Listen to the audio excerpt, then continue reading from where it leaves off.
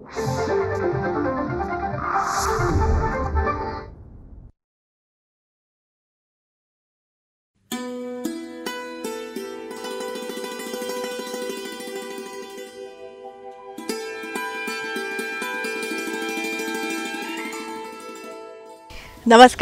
रयतेचा दरबारमध्ये आपणा सगळ्यांचं हार्दिक स्वागत. निरनिराळ्या सकारात्मक प्रयत्नांची माहिती आपण आपल्या या कार्यक्रमातून करून घेतो, ज्याला उत्तम प्रतिसाद आम्हाला मिळत आहे. त्याबद्दल अनेक अनेक धन्यवाद. मंडळी, त्याच अनुषंगाने मागच्या भागासाठी सुद्धा आम्हाला खूप छान प्रतिसाद मिळाला. मागच्या भागामध्ये आपण कर्मवीर दादासाहेब गायकवाड सबळीकरण आणि स्वाभिमान योजना नेमकी काय आहे त्याविषयीची माहिती जाणून घेतली होती.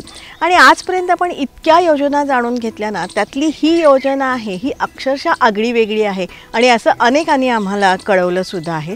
कारण ह्या योजनेद्वारे अनुसूचित जातीतल्या जे भूमिहीन आहेत, मजूर आहेत, अशांना सरकारतर्फे जमीन दिली जाते आणि त्यातून ते जमीन मालक बनतात. अशा प्रकारची ही योजना आहे. आणि ह्या योजनेची वर्धा जिल्ह्यामध्ये जी यशस्वी अंमलबजावणी करण्यात आलेली आहे ना, त्याविषयीची संपूर्ण माहिती आपण जाणून घेतली, जी अनेकांना आवडली. अशाच प्रकारची वेगवेगळ्या विषयांवरची माहिती जर का तुम्हाला हवी असेल तर रयतेचा दरबारचा प्रत्येक एपिसोड आपण बघायला पाहिजे आणि त्यासाठी रयतेचा दरबारमध्ये आपण सामीलही व्हायला पाहिजे.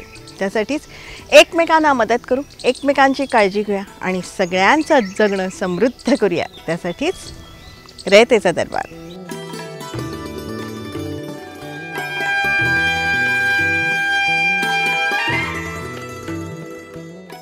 रयतेचा दरबारमधला आपला आजचा विषय हे खूप छान आहे. तुम्हाला सगळ्यांना अतिशय आवडेल, अतिशय उपयुक्त असाच आपला आजचा विषय आहे. आणि आजसुद्धा आपण वर्धा जिल्ह्याची सफर करणार आहोत.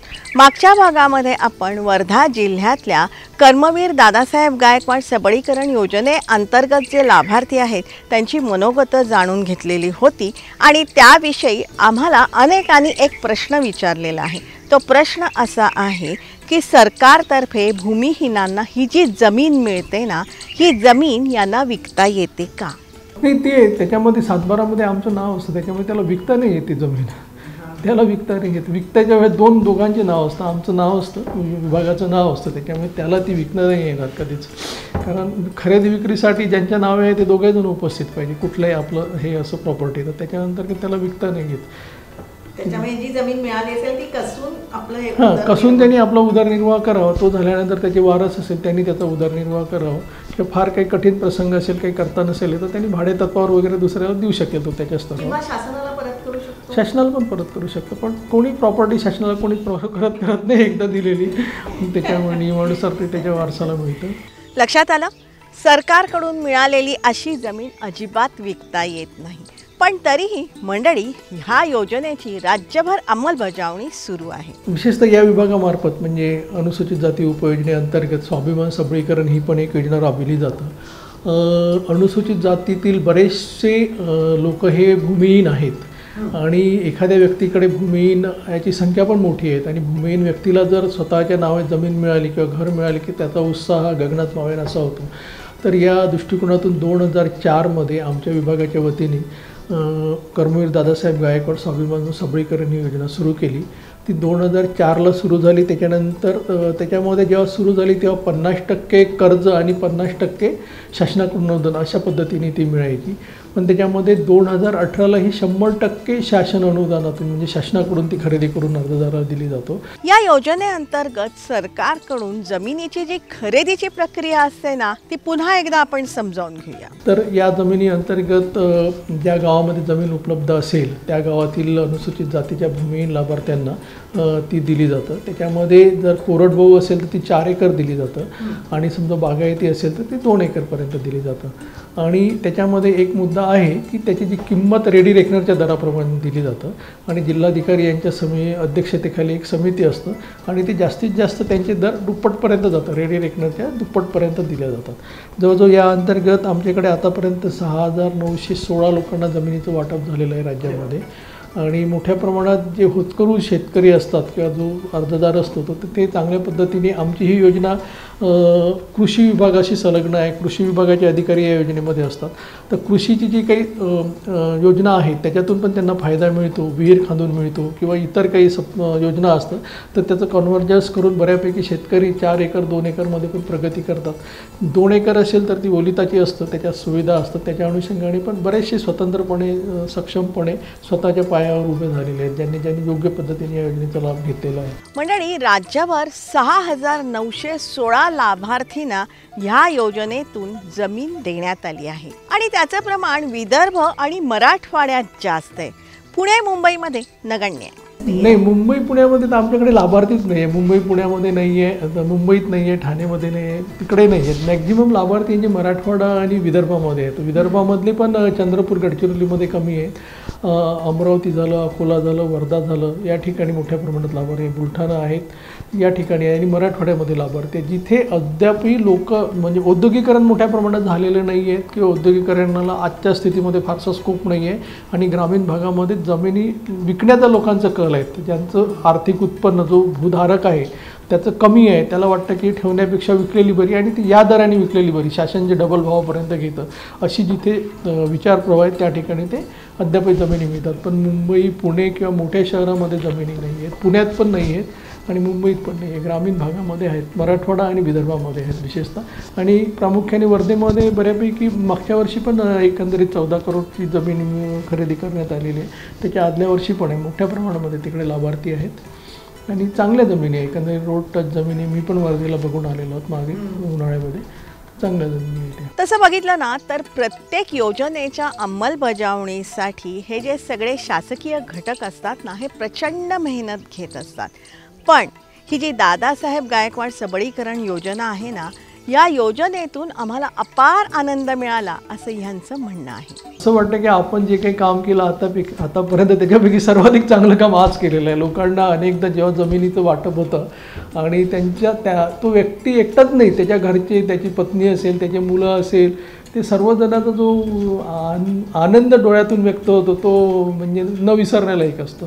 म्हणजे फार कमी प्रसंग येतात असे आम्ही काम करतो एवढं दैनंदिन. पण जेव्हा जमीन किंवा आमच्याकडे परत रमाई आवास योजना यानंतर जेव्हा घरं मिळतं लोकांना, तेव्हा त्यांना वाटतं की स्वतःच्या नावाचं किंवा स्वतःच्या मालकीचं काहीतरी आहे आपलंवालं या देशात किंवा इथे, तेव्हा त्यांचा उत्साह एकदम द्विगुणित होता आणि आपल्याला पण वाटतं की आपण काहीतरी समाजासाठी करतो म्हणून. त्याच अनुषंगाने मंडळी, वर्धा जिल्ह्यातल्या ह्या योजनेतल्या लाभार्थींशी आपण बोललो होतो, त्यांच्या आनंदामध्ये आपण सहभागीही झालो होतो. त्यांना भेटण्यासाठी आम्ही वर्धा जिल्ह्यामध्ये खूप फिरलो. मंडळी, या परिसरामध्ये ना खूप पवित्र वाटतं, कारण आपल्याला माहिती आहेच, सेवाग्राम महात्मा गांधी आणि कस्तुरबा गांधींच्या अस्तित्वानं पावन झालेली ही पवित्र भूमी आहे. आज इतका काळ लोटला पण सेवाग्रामची जपणूक मूळ स्वरूपात केली गेली आहे आणि ते वैभव बघण्यासाठी आजही खूप पर्यटक इथे येतात. हे कौतुकास्पद आहे. देशभक्तीची परंपरा, वारसा अशा प्रकारे संक्रमित होत असतो. मंडळी, आम्ही आष्टी या गावाला गेलो होतो. 1942च्या चले जाव आंदोलनाची ठिणगी ह्या गावामध्ये पडली होती नागपंचमीच्या दिवशी. नागपंचमीच्या दिवशी इथल्या राष्ट्रभक्तांनी पोलीस स्टेशनवर हल्ला केला होता. शस्त्रास्त्र नव्हती म्हणून गोटमार करण्यात आली. या आंदोलनामध्ये इथले 6 राष्ट्रभक्त शहीद झाले. त्यांच्या स्मृतींना वंदन. ज्यावेळेस महात्मा गांधींनी चले जाव ही हाक दिल्यानंतर ह्या ठिकाणी एक 1942मध्ये खूप मोठं असं आंदोलन झालं. का या तालुक्यामधील खेड्यापाड्यातील सगळ्या लोकांनी नागपंचमीच्या दिवशी हे आंदोलन उभं केलं आणि ह्या आंदोलनामध्ये ह्या स्पॉटवर हे तेव्हाचं पोलीस स्टेशन आणि ह्या पोलीस स्टेशनमध्ये सगळे पोलीस वगैरे हे सगळे असल्यामुळं अधिकारी त्या बंदुकीच्या समोर यांच्यापाशी दुसरं काही नव्हतं. तर यांनी गोटमार करून वगैरे हे आंदोलन करण्याचा प्रयत्न केला. तर याच्यामध्ये 6 जण शहीद झाले. त्याच्यानंतर ह्या उठावाने पोलिसलासुद्धा मारल्या गेलं. ह्या ठिकाणी मला वाटते 2 पोलीस का काही मारल्या गेले. तर मग काय झालं का ही तशीची तशीच बिल्डिंग जे होती आहे पोलीस स्टेशनची, ह्या ठिकाणचे जे तेव्हाचे काही म्हणजे लोकनेते होते, त्यांनी या ठिकाणी मग ही संस्था हुतात्मा शिक्षण संस्था अशी एक स्थापन केली आणि ही जागा त्या संस्थेला शासनाने दिली. इथून आम्ही गेलो होतो आर्वीला. आर्वीमध्ये कापसाचं उत्पादन मोठ्या प्रमाणावर आहे. निश्चितच कापसाच्या ॲग्रो प्रोसेसिंगमध्ये पण या ठिकाणी मोठा वाव आहे आणि आपल्याला माहीतच असेल की जिल्ह्यामध्ये सगळ्यात जास्त जिनिंग अँड प्रेसिंगची युनिट या ठिकाणी आहेत. परंतु ते जिनिंगच्या पुढे जाऊन कापसावर प्रोसेसिंग करावी, सूतगिरणे असावे, टेक्स्टाईल असावी, असा विचार आमचा सुरू आहे. पण सुदैवाने PM मित्राचा एक मोठा टेक्स्टाईल पार्क इथून जवळच नांदगाव पेठ येथे मंजूर झालेला आहे आणि त्या ठिकाणी इंटिग्रेटेड टेक्स्टाईल पार्क आहे आणि त्याचा निश्चितच सगळा फायदा आमच्या विभागाला होणार आहे. आर्वीचे आमदार सुमित वानखेडे सरांनी आम्हाला विविध योजनांच्या अंमलबजावणीविषयी माहिती दिली. नाही, निश्चितच मागच्या काही वर्षामध्ये या ठिकाणी अतिशय चांगले कामं झाले आहेत. मग ते घरकुल योजने, राज्य सरकारच्या विविध घरकुल योजनेच्या माध्यमातून घरकुल योजनेचा लाभ लाभार्थ्यांना असेल, शेतकऱ्यांना विहिरी मिळवून देण्याचा लाभ असेल, जलसंधारणाचे कामं असतील, जलसंपदा विभागाच्या माध्यमातून लिफ्ट इरिगेशनचे प्रोजेक्ट्स असतील. त्यामुळे शेतकऱ्यांना एक चांगल्या सिंचनाच्या सोयी उपलब्ध झाल्या आहेत आणि त्यांच्या उत्पन्नात वाढ झाली आहे. आणि उत्पन्नात वाढ झाल्यामुळे हा संपूर्ण एरिया जो आहे हा ॲग्रोबेस इकॉनॉमी आहे आणि उत्पन्नात वाढ झाल्यामुळे एकंदरीत त्याचा जो काही इफेक्ट आहे तो बाकी ठिकाणी पण आपल्याला पाहायला मिळतो. आणि मग त्याचाच एक आपल्याला या ठिकाणी जेव्हा आपण या एरियामध्ये फिरतात त्याचाच एक निश्चितच प्रभाव इतर ठिकाणच्या तुलनेत आपल्याला जाणवतो. शेतमालावर प्रक्रिया केंद्र उभारण्याची गरज त्यांनी बोलून दाखवली. सगळ्यात महत्त्वाची गरज जर आज कुठली असेल तर ते शेतीला सिंचन, ज्याद्वारे शेतकरी बारामाही पीक घेऊ शकेल. आणि दुसरं विषय हे बेरोजगारांच्या हाताला काम. आणि या ठिकाणी ग्रामीण भाग आहे आणि ग्रामीण भागामध्ये रोजगाराची उपलब्धता त्या प्रमाणात होत नाही आहे. त्याच्यामुळे अनेक बेरोजगार तरुण आपल्याला या ठिकाणी दिसतील. ॲग्रो प्रोसेसिंग युनिट्सच्या माध्यमातून असतील, इंडस्ट्रीयल युनिट्सच्या माध्यमातून असेल, MIDCच्या डेव्हलपमेंटच्या माध्यमातून असेल, या ठिकाणी रोजगार कसा उपलब्ध करायचा आणि त्या माध्यमातून शाश्वत विकासाकडे कसं पाऊल टाकायचं हा एक योजना आम्ही आखलेली आहे आणि त्याचं निश्चितच जे परिवर्तन आहे ते पुढच्या काही वर्षामध्ये आपल्याला दिसेल. मंडळी, आर्वीमध्ये एक विशाल तलाव आहे, सारंगपुरी तलाव. पर्यटनासाठी अतिशय उत्कृष्ट असं हे स्थळ आहे. तो तलाव पूर्ण भरलेला होता आणि ह्या तलावाचं पाणी आर्वीत पोचवण्यात आलं आहे आणि तेही गुरुत्वाकर्षणातून. विजेचा वापर केलेला नाही. हा तलाव ब्रिटिशकालीन आहे. तलावाच्या जॅकवेलवर आम्ही गेलो होतो. तिथून पाण्याचा सुंदर नजारा आम्ही बघितला. मंडळी, आम्ही हिंगणघाटमध्ये फिरत होतो ना, तेव्हा तिथल्या वेना नदी किनारी श्री विठ्ठलाची महाकाय मूर्ती आम्ही बघितली. तिचंही दर्शन आम्ही घेतलं आणि मग स्टँडअप योजनेच्या लाभार्थींची भेट घेतली.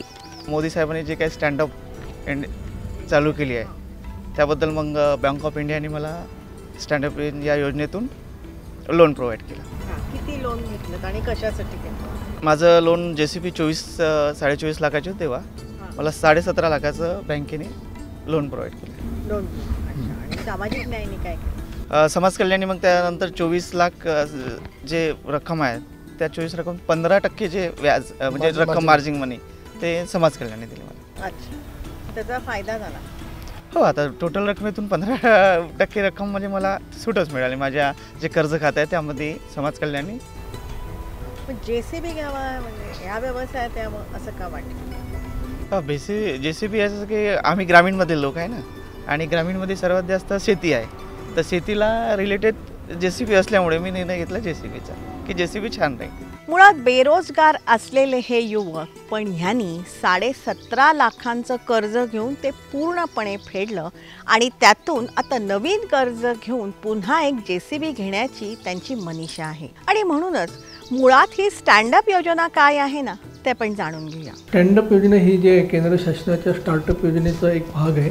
त्याच्या अंतर्गत केंद्र शासनाने बँकांना हमी दिलेली आहेत आणि जे सुशिक्षित बेरोजगार आहेत आणि ज्यांच्याकडे व्यवसाय करण्याची क्षमता आहे परंतु स्वतः जे व्यवसाय करण्यासाठी त्यांच्याकडे भागभांडवल नाही आहे, अशा यांना भागभांडवल मिळावं या दृष्टिकोनातून ही योजना सुरू केलेली आहे.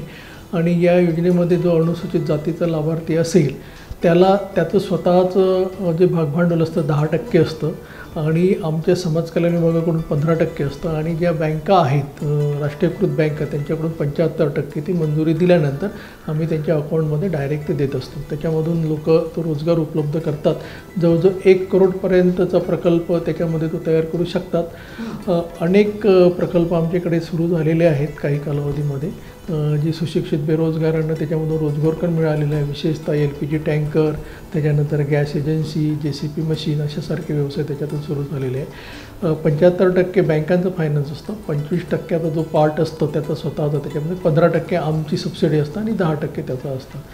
अशा पद्धतीने जवळजवळ आम्ही मागील काही वर्षांमध्ये 180 लाभार्थ्यांना लाभ दिलेला आहे आणि त्यांचे प्रकल्प चांगल्या पद्धतीने सुरू आहेत. वर्धा जिल्ह्यामध्ये ह्या योजनेअंतर्गत एक गॅस एजन्सीही देण्यात आली आहे. स्टँडअप इंडिया योजना जी आहे ती डॉक्टर बाबासाहेब आंबेडकर यांच्या 125व्या जयंतीनिमित्त 2015मध्ये ही योजना म्हणजे त्या निर्माण करण्यात आलेली होती.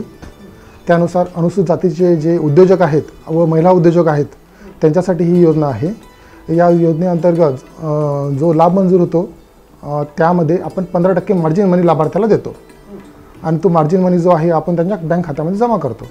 गॅस एजन्सीला आपण म्हणजे टोटल रक्कम जी आहे मंजूर ही बँकेने केलेली आहे 39,66,000 रुपये आणि त्यावर आपण 15% मार्जिन मनी आपण 5,94,000 रुपये दिलेले आहेत.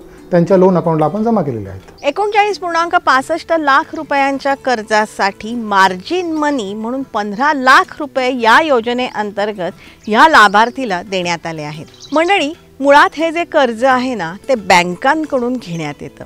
मग बँका कर्ज देतात का हा प्रश्न निर्माण झाला ना. नाही, व्याजदर हा नॅशनलाइज बँकांचा जो ठरलेला असतो या प्रकारामध्ये कर्ज, उद्योग कर्ज त्या अंतर्गत तो त्यांचा ठरलेला आहे. त्यानुसार बँकांनी एवढ्या मोठ्या प्रमाणावर कर्ज द्यावं आपल्या लाभार्थीला म्हणून शासन काही त्याच्यामध्ये याच्यामध्ये केंद्र शासनाने मॅडम हमी घेतलेली आहे आणि सबसिडीकडे यापूर्वीच त्यांनी ते पैसे डिपॉझिट केलेले आहे. त्याच्यामुळे बँका त्यांना कर्ज देतात. अशाच प्रकारची एक योजना उद्योग विभागाकडून पण चालू आहेत आणि त्याच्यामध्ये सबसिडीचं प्रमाण थोडं मोठं आहे ग्रामीण आणि शहरीचं. त्याच्यामुळे तिकडे पण बऱ्याच ज्यांचे प्रकल्प मूल्य कमी आहे 50 लाखापर्यंत आहे ते लाभार्थी त्या ठिकाणी जातात आणि त्यांना सुद्धा तिकडून सुद्धा लाभ मिळतो. पण ज्यांचे प्रकल्प मोठे असेल तेच प्रकल्पधारक आमच्या विभागाकडे येतात. नाहीतर उद्योग विभागाकडून पण अशा प्रकारची एक स्टँडअप योजना राबवली जातात. या योजनेअंतर्गत हा जो मार्जिन मनी देण्यात येतो ना त्यामध्ये वाढ करण्यात यावी अशा प्रकारचा प्रस्ताव समाज कल्याण विभागातर्फे देण्यात आला आहे. मार्जिन मनी वाढवून भेटावा. आमच्याकडे सबसिडीचं जे प्रमाण आहे 15% उद्योग विभागाच्या तुलनेमध्ये ते कमी आहे. त्याच्यामुळे आम्ही पण प्रस्ताव पाठवलेला आहे.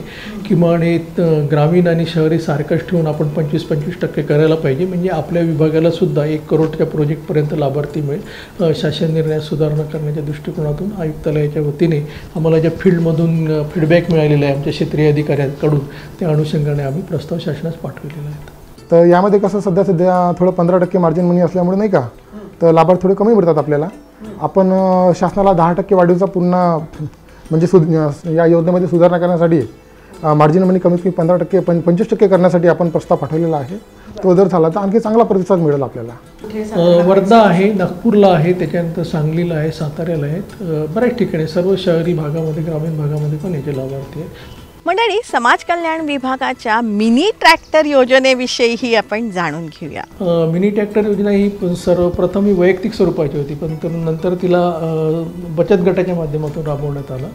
अनुसूचित जातीचा बचत गट असायला पाहिजे. 70% सदस्य अनुसूचित जातीचे महिला बचत गटाच्या बाबतीमध्ये. त्याच्यामध्ये 3,15,000पर्यंत आम्ही अनुदान देतो आणि 10% त्यांनी द्यायचं असतं. 90% आमचं आणि 10% त्यांचं असं आहे. याच्यामध्ये त्या मिनी ट्रॅक्टर आणि त्यांची उपसाधने दिली जातात. या अनुषंगाने महिलांचे जे बचत गट आहे ते सक्षम व्हावे आणि त्यांना रोजगाराचं साधन मिळावं हा एक याच्यामध्ये उद्देश आहे. याच्यामध्ये जवळजवळ 9,219 बचत गटांना आम्ही मागील वर्षापर्यंत ट्रॅक्टर उपलब्ध करून दिलेलं आहे. परंतु ही योजना पण आहे बचत गटामध्ये आणि आता ट्रॅक्टरची किंमत पण 3,15 ऐवजी बरीच वाढ झालेली आहे. त्याची उपसाधनं पण वाढ झालेली आहे. याच्यामध्ये पण आम्ही वाढीचा प्रस्ताव शासनाकडे पाठवलेला आहे. याच्यामध्ये जर आणि बचत गटाला देण्यात 3-3.5 लाखाची वस्तू बचत गटाला देण्यापेक्षा वैयक्तिक जर दिली तर मोठ्या प्रमाणात सुधारणा होईल आणि त्या दृष्टीने प्रयत्न सुरू आहेत. तर बचत गटाला दिल्यामुळे बचत गटाला सुद्धा याच्यामधून भाडे तत्वावर मिनी ट्रॅक्टर, छोटं ट्रॅक्टर वापरलं जातं. कारण बऱ्याचशा ग्रामीण भागामध्ये आता शेतीसाठी पूरक म्हणजे बैलजोडी ही वापरण्याची परंपरा थोडी कमी झालेली आहे. वापरणं परवडत नाही, त्याच्यामुळे या मिनी ट्रॅक्टरला थोडं प्राधान्य आहेत आणि त्याच्यामुळे त्याच्यातून पण रोजगार उपलब्ध होतो. मंडळी, हे सगळं बघितल्यानंतर तुमच्या एक लक्षात आलं का, तळागाळातल्या ह्या साऱ्यांना मुख्य प्रवाहामध्ये आणण्यासाठी शासन प्रशासन पातळीवरून निकराचे प्रयत्न होत आहेत आणि त्यांच्या ह्या प्रयत्नांना यशसुद्धा मिळत आहे. तर म्हणजे बहुतांश शासनाच्या विभागाकडून अनुसूचित जातीच्या उत्थानासाठी योजना राबवल्या जातात आणि आपण जर बघितलं लोकांचं राहणीमान आणि लोकांचं उत्पन्न तर त्याच्यामध्ये निश्चितच वाढ झालेली आहे. म्हणजे आपण कुठल्या तरी मागील काही वर्षाला जर कंपेअर केलं तर आपल्या लक्षात येईल की आर्थिक उन्नती झालेली आहे. त्याच्यामुळे योजनांचा फायदा होतो म्हणूनच होतो. शैक्षणिक योजनांबरोबरच रोजगार निर्मिती होईल अशा प्रकारच्या योजनांची आखणी सध्या करण्यात येत आहे. माझं नम्रपणे एक आव्हान असं आहे की योजनेचा जास्तीत जास्त लाभ घ्यावा आणि खऱ्या लाभार्थीने लाभ घ्यावा आणि लाभ घेतलेल्या साहित्याचा त्यांनी उपयोग घ्यावा. म्हणजे जो कोणीतरी शिकलेला असतं किंवा त्याला 4 गोष्टी माहीत असतं त्याला लाभ घेणं फार सोपी जातं. तो लाभ घेतो, त्याला कदाचित त्या लाभ घेण्याची गरज पण नसतं तरी तो घेतो. पण त्यांनी न घेता त्याच्यापेक्षा जो जास्त गरजू आहे किंवा आहेऱ्या आणि नाहेरीच्या लाईनमधला जो शेवटला आहे त्याला जर समाजातील लोकांनी न्याय मिळवून देण्याच्या दृष्टिकोनातून प्रयत्न केला तर समाजाची उन्नती लवकर होईल. आणि ज्याच्यापर्यंत आम्ही पोहोचू शकत नाही पण तुम्ही संपर्कात आहे समाजाच्या, तुम्ही जर त्यांना लाभ मिळवून देण्याचा प्रयत्न केला तर त्याचा निश्चितच फायदा होईल. आणि त्या दृष्टीने माझं दोघांनाही आव्हान आहे, सरकारी यंत्रणेलाही आव्हान आहे की त्यांच्या विभागाअंतर्गत येणाऱ्या योजनांचा प्रचार आणि प्रसार याकडे त्यांनी महत्त्व दिलं पाहिजे. आज सोशल मीडियाचा जमाना आहे. सोशल मीडियाच्या माध्यमातून, व्हॉट्सॲपच्या माध्यमातून प्रत्येक विभागाने आपल्या योजना लोकांपर्यंत कसे पोहोचवेल याचा पण प्रयत्न केला पाहिजे. आणि लाभार्थींनी पण सुद्धा किंवा जनतेने सुद्धा प्रोॲक्टिव्ह भूमिका घेऊन सामान्य जनतेसाठी सरकारच्या कुठल्या योजना आहेत, कुठल्या विभागाचा कुठल्या योजना आहेत या संदर्भात वेबसाईट्सवर नसतील इतर ठिकाणांवरून माहिती घेण्याचा प्रयत्न करायला पाहिजे. प्रत्येकाच्या आर्थिक उन्नतीसाठी शासन कटिबद्ध आहे आणि त्याच अनुषंगाने शासनातर्फे विविध योजना, उपक्रम, अभियानं यांची आखणी करण्यात येते. त्यामध्ये अनेक यशोगाथाही असतात आणि हे जे शासन प्रशासन पातळीवरचे हे जे सगळे घटक आहेत ना, या घटकांची एकच इच्छा असते की या साऱ्या योजनांचा आपण सगळ्यांनी लाभ घ्यावा आणि स्वतःची आर्थिक उन्नती करून घ्यावी आणि त्यासाठी या योजनांची माहितीही करून घेण्यात यावी. आणि हीच बाब आपण करतोय आपल्या रयतेचा दरबार ह्या कार्यक्रमातून. आपल्या ह्या कार्यक्रमातून आपण सर्व योजना, उपक्रम, अभियान, यशोगाथा याबाबतची सविस्तर माहिती आणि विश्वासार्ह माहिती आपण जाणून घेत असतो. त्याच अनुषंगाने आपला आजचा भाग तुम्हाला कसा वाटला हे तुम्ही जरूर आम्हाला कळवा. संपर्कासाठी आमचा पत्ता आहे raytechadarbar@gmail.com. जरूर आमच्याशी संपर्क साधा. तुमच्याकडे काही माहिती असेल, सूचना असतील, प्रश्न असतील ते तुम्ही आमच्यापर्यंत नक्कीच पोचवा. रयतेच्या दरबारमध्ये आत्तापर्यंत हे जे एपिसोड झालेले आहेत ना, 450च्या वर एपिसोड आहेत. हे तुम्ही वारंवार बघू शकता आमच्या यूट्यूब चॅनलवरून. जनता दरबार, रयतेचा दरबार या दोन्ही नावाने आमची यूट्यूब चॅनल आहे जी तुम्ही सबस्क्राईब करण्याची गरज आहे. रयतेचा दरबार आम्ही प्रसारित करत असतो दर सोमवारी रात्री 9 वाजता सह्याद्री वाहिनीवरून. सोमवारचाच हा एपिसोड आम्ही पुनः प्रसारित करत असतो दर शनिवारी सकाळी 8 वाजता सह्याद्री वाहिनीवरून. सोमवार रात्र 9, शनिवार सकाळ 8 हे जे दोन्ही एपिसोड आहेत ना, हे तुम्ही लाईव्ह बघू शकता सह्याद्री वाहिनीच्या फेसबुक पेजवरून. जरूर बघत राहा, कारण आम्ही ही जी माहिती तुम्हाला सांगतोय ना, या माहितीच्या उपयोगामुळे अनेकांचे लाभ होत आहेत किंवा होऊ शकतात. हा मात्र त्यासाठी ही माहिती जास्तीत जास्त लोकांपर्यंत आपण सगळ्यांनी पोचवायला पाहिजे. त्यासाठी रयतेचा दरबारमध्ये आपण सगळ्यांनी सामील व्हायला पाहिजे. त्यासाठीच एकमेकांना मदत करू, एकमेकांची काळजी घेऊ आणि सगळ्यांचं जगणं समृद्ध करूया. त्यासाठीच रयतेचा दरबार.